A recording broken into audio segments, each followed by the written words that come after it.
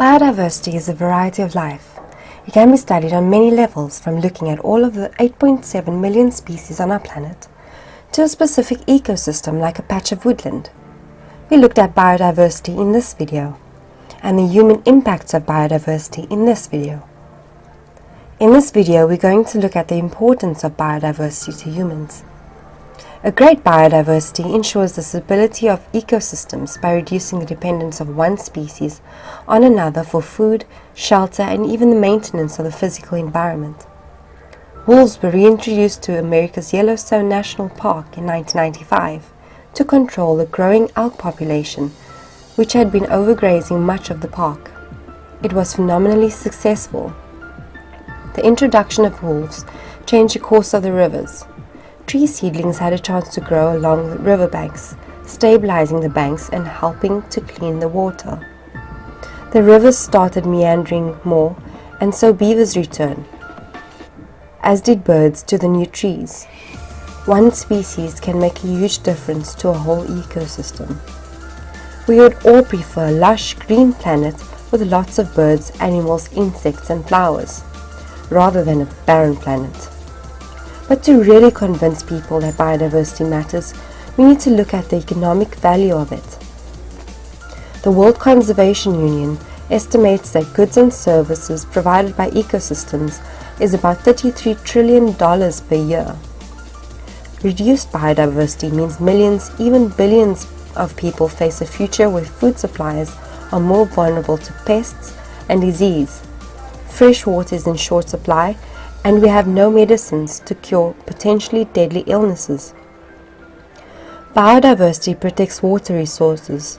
It cleans it, controls the route it takes, and stabilizes banks, thus reducing flood risks.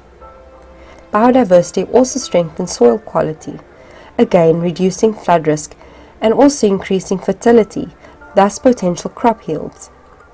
We currently take 100 billion kilograms of food from the oceans. If we do not conserve those supplies, how will we replace the food sources in future? And what about medicine? Both traditional and modern medicine require biodiversity. Did you know that studying bears offers us great insight into cardiovascular diseases and diabetes? So many modern drugs are derived from wild species, such as some painkillers, cardiac drugs, anti-cancer drugs, and diabetes treatments. These are the ones we have developed so far, but there are no doubt so many other potentially important species that are yet to be investigated or discovered that could provide us with hugely important cure or treatment. If we don't start preventing the loss of biodiversity, we may never have a chance to make that discovery and develop that drug which could save many lives. Maybe even scarier is that biodiversity loss increases the spread of infectious diseases. In recent years, outbreaks of SARS, Ebola, avian flu and malaria have all been attributed to human impacts on biodiversity. Deforestation reduces mosquito diversity, and for some unknown reason the surviving species are the ones that transmit malaria. This also happens with snails that acted as vectors for human diseases, and fruit bats in Malaysia. Deforestation also pushes disease-carrying organisms into more regular contact with humans, including bushmeat, which introduced HIV/AIDS and more recently Ebola into humans. Maybe you live in a place that is home to charismatic animal species. Do you know that nature-based tourism in Africa generates the same amount of revenue as farming, forestry and fishing combined?